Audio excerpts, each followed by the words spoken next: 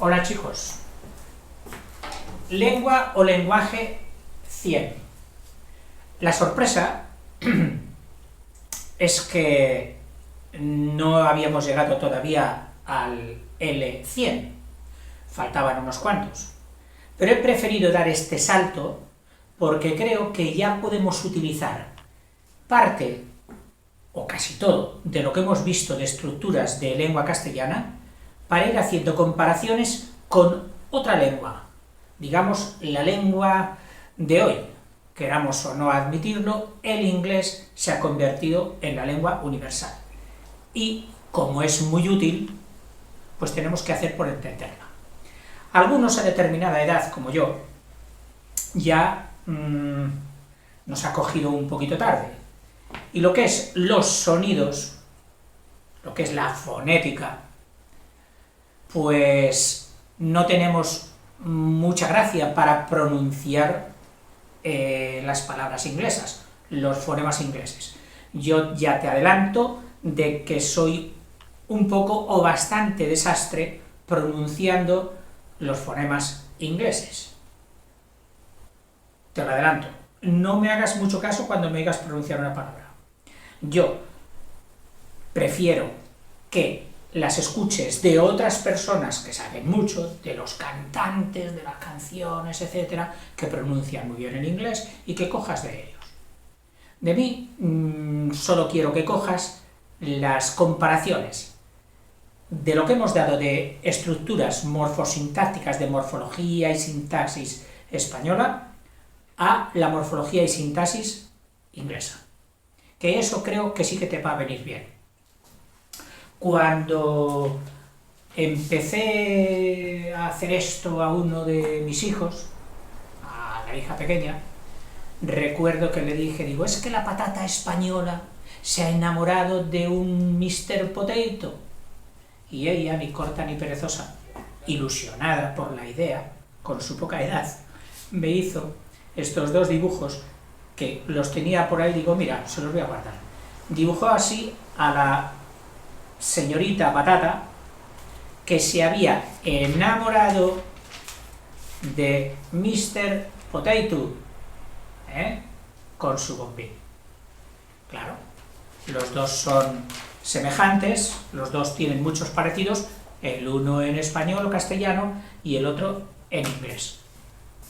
Así que eso es lo primero que tenía que decirte de por qué salimos ahora del L100.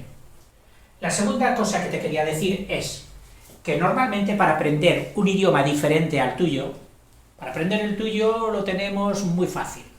Lo hemos aprendido con nuestros padres, con nuestros hermanos, con nuestros tíos, y aunque era una labor impresionante, como teníamos muy bien, sin estrenar, las potencias cerebrales, sin querer, sin darnos cuenta, hicimos algo impresionante. Hablar, hacer estructuras, aprender miles de palabras. Y ni nos dimos cuenta. Lo hicimos por replicación, igual que el ADN, dicen que se replica. Sale de uno, sale otra réplica, se van haciendo células nuevas y a la larga pues un ser nuevo. Pues así, nosotros fuimos replicando nuestro idioma, nuestro lenguaje, de aquel que tenían nuestros padres, etc. Pero cuando ya ha pasado un periodo en que tú ya tienes tu idioma, tu lengua cogida, que tienes ya tus 6, tus 7, tus 8 años y más, y dicen, oye, vamos a aprender otro idioma. Normalmente se elige uno de estos tres caminos. El camino de la inmersión. Oiga, ¿qué es inmersión? Inmersión es meterte debajo del agua y estar ahí metido. Bueno, pues se dice inmersión lingüística cuando tú dijeras, voy a aprender el inglés. Ah, sí, ¿qué vas a hacer? Pues me voy a ir a un país donde hablen inglés, Inglaterra, Estados Unidos, etc., y allí, sin hablar con nadie más, a la larga iré cogiendo cómo hablan ellos, me iré entendiendo hasta que yo, a la fuerza, hable inglés. Eso sería por inmersión. Estás inmersionado. entre gente que solo habla el otro idioma, el que quieres coger tú. Ese sería un sistema, el de inmersión. Otro sistema sería ir a un centro o mediante una escolaridad, mediante unas clases, y decir, oh, ¿qué vas a estudiar? Voy a estudiar inglés. ¡Ay, qué bien! ¿Cuántas horas a la semana? Pues mira, tengo tantas horas, pues todo. Entonces, hay dos sistemas que suelen coger las escuelas. Un sistema de aprendizaje es el de frase hecha. El de frase hecha. Ahora te explicaré qué entendemos por frase hecha. Y otro sistema que cogen escuelas, pero muy pocas, es el sistema o el camino gramatical. Gramatical, que es lo mismo que el que abarca la morfología y la sintaxis. La diferencia está en lo siguiente entre frase hecha y gramatical. En la frase hecha te dicen, oye, ¿cómo se dice? ¿Cuántos años tienes? Ah, pues mira, ¿cuántos años tienes? Que es una frase en español. Es una frase en español que dice, ¿cuántos años tienes? Y el que sabe inglés, el profe o el libro, el que sea, te dice, pues mira, eso se dice, how old are you? Ah, muy bien. Y tú te lo aprendes. ¿Cuántos años tienes? How old are you? Y si alguien te dice, how old are you, tú sabes qué quiere decir cuántos años tienes. Es decir, con una frase tú has sacado una frase. Para otra frase, ¿de qué país eres? Pues te dicen otra frase en inglés. Es decir, con una frase española, una frase inglesa. Una frase española, una frase inglesa. 200 frases españolas, 200 frases inglesas. Ese es el sistema de frase hecha, que se utiliza mucho. Es fácil. Hombre, rápido sí que es. ¿Por qué? Porque no es necesario explicar gramática. No es necesario enseñarle al niño los verbos, enseñarle a distinguir los adjetivos, los determinantes, qué es un sujeto, qué es un verbo auxiliar, qué es una perífrasis, qué es una oración impersonal. Todo eso que a muchos les suena a rollo, no es necesario. Niño, venga, que yo le voy a enseñar inglés. Oiga, pero ¿me va a enseñar usted inglés sin saber lo que es sujeto? No, no, no. Yo enseño inglés por frases hechas. Yo te voy diciendo de cada frase española una frase inglesa, o de cada frase inglesa una frase española, y así irás aprendiendo. Bueno, ahora viene el sistema gramatical o morfosintáctico. Vamos a coger la misma frase. ¿Cuántos años tienes? Entonces, claro, si decimos ¿cuántos años tienes? Y este profesor, que quiere enseñártelo gramaticalmente, te empieza diciendo, mira hijo, esto es una frase interrogativa. El verbo es tienes, que es un verbo transitivo. Su estructura es tienes, verbo principal, sujeto elíptico, que hay un sujeto elíptico que en castellano no va, que es el tú, y ahora el complemento directo, que sería tú tienes 10 años, pero como no lo sé, te lo he puesto en forma de interrogante, en forma de X, y hemos hecho ahí un nombre que es cuántos años con su determinante interrogativo, indefinido interrogativo, un determinante. Y entonces estamos aquí. ¿Cuántos años. Y esto es el complemento directo. Ah, muy bien. ¿Y la inglesa? ¿La inglesa tiene la misma estructura? No. La inglesa no se parece en nada. Porque un inglés, cuando nosotros decimos cuántos años tienes, y él ve que el verbo tener es tener algo, puede imaginarse que es que los años los tenemos en el bolsillo, los tenemos en un paquete. ¿Cuántas bolas tienes? ¿Cuántos discos tienes? Entonces vamos de repente y le decimos, ¿cuántos años tienes? Claro, el inglés dice, los años no se tienen igual que se tienen las bolas. Los años no se tienen igual que se tienen los paquetes. Los años es otra cosa, es un tiempo que va pasando y que tú vas contando. Te vas haciendo viejo. Entonces un inglés no pregunta así, como si preguntase por el número de bolas. Un inglés dice, ¿cómo viejo? ¿O cuánto o cómo viejo eres tú? ¿Cómo viejo eres tú? Pues no le falta razón. Porque claro, a medida que van pasando los años, uno se va haciendo viejo. Entonces él te está preguntando que cómo viejo eres tú, ¿en qué grado de vejez estás tú? Oiga, que yo tengo 8 años, que tengo 9 años, que tengo 14, yo no soy viejo. Bueno, pero es que old es una palabra que sirve de ser adjetivo, y lo podemos traducir por viejo, por añoso, pero claro, añoso no existe. Entonces, por poner algo que es una mala traducción, pues diríamos, ¿cómo viejo eres tú? Y es así como preguntan los ingleses. Fíjate que no tiene nada que ver esta estructura con esta otra estructura. Esta otra estructura, el are you, es una estructura copulativa, donde el sujeto es tú, que es este, el verbo es are, que es eres, y aquí vendría tú eres 5 años viejo, 6 años viejo, 11 años viejo. Como no lo sabemos, le hemos puesto también un adverbio interrogativo con un adjetivo. Un adverbio con un adjetivo, que sería el how on. Y este sería el complemento predicativo de esta oración copulativa. Claro, esta estructura no se parece en nada a esta. Oiga, y para cada frase vamos a tener que descomponer, ver todas estas esquemas diferentes y todo esto.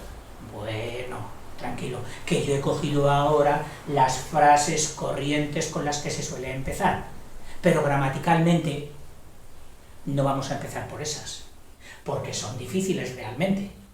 Gramaticalmente, que es el estilo que vamos a coger nosotros, vamos a empezar por otras muchísimo más fáciles. A lo mejor de fáciles parecen tontas, pero vamos a empezar por ellas. Ejemplo. Bueno, yo aquí lo he hecho de esta manera y lo he puesto en conjuntos que tienen intersección, porque a lo mejor un niño, además de estar en un país donde todos hablan inglés, se le ocurre también asistir a unas clases y allí hacer frases. O incluso podría estar también intersección con morfosintaxis. ¿Por qué? Porque está utilizando lo que él ya sabía de castellano para hacer su pensamiento y decir, oye, cuando un inglés dice esto, está diciendo esto y tal. Y él analiza, ve las estructuras, es decir, que estos tres sistemas pueden ir mezclados, combinados. A mí me gustaría combinarte los tres. Si yo supiera hablar muy bien inglés, pues a lo mejor hasta te estaría diciendo esto en inglés. Pero no. Que no sé lo que sería mejor, porque entonces ¿cuánto me entenderías? O sea que vamos a ir por pasos.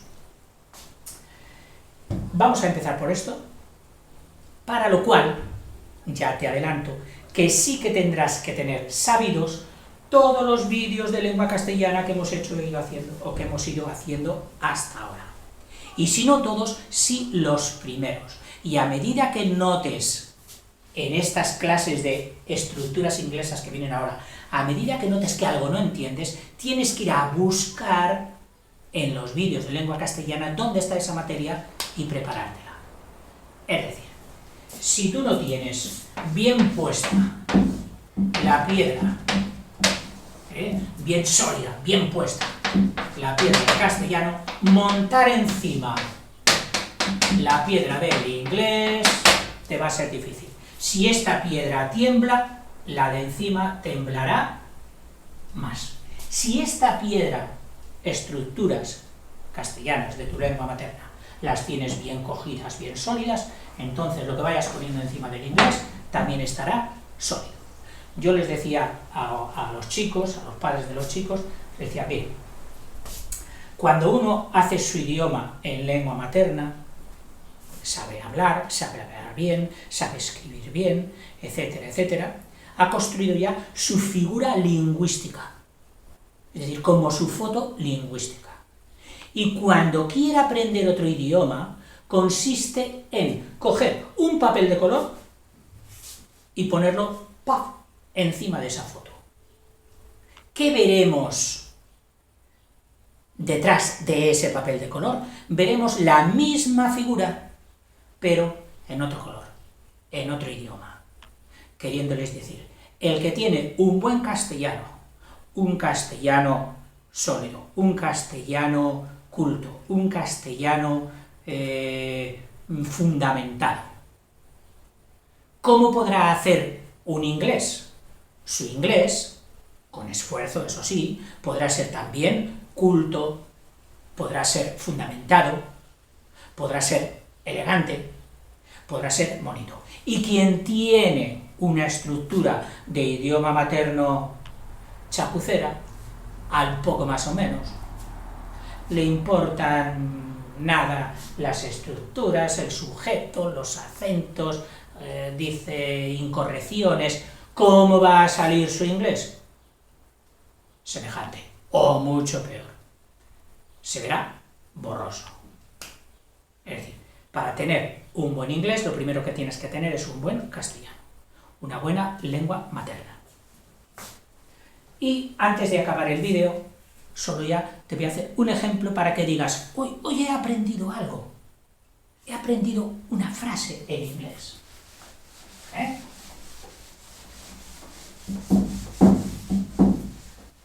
Bueno, resulta que las frases en los idiomas, o los mensajes, se suelen dividir en 6 grupos generales. Están las frases que solo dicen una cosa, o la dicen o la niegan. Esas son las frases enunciativas. ¿Qué es hacer un enunciado? Pues mira, yo voy por la calle y puedo ir haciendo enunciativas, y te diré, ese caballo corre mucho, aquel señor lleva sombrero, esta niña no lleva chaqueta. O sea, que las puedo hacer afirmativas o negativas. Voy enunciando cosas, diciendo cosas. No las supongo, no las deseo, no las mando, solamente las digo. Estoy diciendo que ese árbol da mucha sombra. Ahora, si lo digo asombradamente, si lo digo, ¿qué sombra da este árbol? Entonces ya es otra. Esa ya no sería enunciativa. Es decir, las que dicen algo así a secas son las enunciativas. Y pueden ser positivas o negativas. Luego hay otras que son las que preguntan. ¿Qué frases son las que preguntan? Está bien claro, las que esperan una contestación. ¿Me entiendes? ¿Me puede decirla ahora? Eso es una pregunta. ¿Aquel chico es tu hermano? Eso es una pregunta, que puede ser afirmativa o puede ser negativa. Yo podría decir, ¿aquel chico no es tu hermano? ¿Ves? La he hecho negativamente y a veces hasta tienen el mismo sentido, el mismo significado. O sea que esto hay que distinguirlo bien luego. Esas son las interrogativas, que en vez de ponerlas con una i, yo las voy a poner con un interrogante. O sea, esta sería la enunciativa, esta sería la interrogativa, que lo mismo tiene, puede ser afirmativa o puede ser negativa. Y ahora vienen otras, que son las imperativas, que yo las imperativas siempre las ponía así.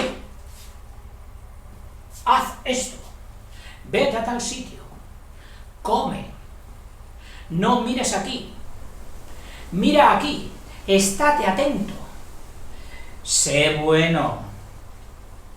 Esas son las imperativas, y las llaman así porque dicen que eran las frases preferidas de los imperadores, de los emperadores, aquellos que se pasaron el día mandando. Ese señor echadle a los leones, a este señor dadle tal cosa, a este señor quitadle tal otra. El emperador imperaba, mandaba. Por eso a las frases que mandan, a las frases que hacemos para obligar o mandar a los demás algo, las llamamos imperativas. Imperativas. Y de la misma manera pueden ser afirmativas o negativas. Bueno, luego hay otras que son las que expresan duda, que son las dubitativas, otras que son las que expresan un deseo. Ay, ojalá venga mi tía que tengo... Ay, ojalá llueva, así no vamos a... Esas son las de deseo. Y como deseo en latín se decía desiderare, se llaman las frases deseativas, no, desiderativas. Esas serían las del deseo, las desiderativas. Lo mismo, todas van en afirmativas o en negativas. Y por último, estaban las exclamativas, las de ¡hala, qué coche! ¡Ay, qué bonito! ¡Anda! Oye, hay que ver qué tal, tal, tal. Esas son las exclamativas, que suelen ir entre exclamaciones o interjecciones. Y esas eran las exclamativas. He dado más importancia a las enunciativas, interrogativas e imperativas porque son las que tienen trascendencia a la hora de poner una estructura inglesa. Y es que los ingleses, para hacer las enunciativas, colocan las piezas de una manera. Para hacer las interrogativas, colocan las piezas de otra manera. Tú y yo no. Tú y yo podemos colocar las piezas de una enunciativa igual que de una interrogativa. Por ejemplo, te estoy diciendo a ti, tú eres su hermano, y te lo estoy asegurando, oye, tú eres su hermano. O sea, lo estoy enunciando. Pero, si quisiera preguntarlo, porque la circunstancia es otra, yo no estoy seguro de que seas tú su hermano, yo esa misma frase la cojo, tú eres su hermano, le pongo un interrogante aquí al principio, este aquí al final, le doy un tonillo un poco diferente diciendo, ¿tú eres su hermano? Y ya le he convertido de enunciativa, la he convertido en interrogativa. Bueno, pues esto nunca lo hará así un inglés. Un inglés cambia el orden de las piezas. Las interrogativas no las hace igual que las enunciativas. Por eso para ellos el interrogante tiene muy poca importancia. Tan poca importancia que no te avisan nunca cuando es pregunta. Este te lo quitan. El del principio te lo quitan, solo te queda el del final. Bueno, y en las imperativas igual. Lo hacen de forma diferente. Entonces, a mí hace tiempo, cuando empecé a estudiar algo de inglés, muy poquito, pero yo estaba dando ya gramática castellana, yo iba asociando, anda, mira, esto igual que en castellano, esto diferente, esto poner aquí, esto poner allá. Y llegué a la conclusión de que en inglés hay 12 ladrillos, 6 ladrillos aquí, y otros 6 ladrillos aquí,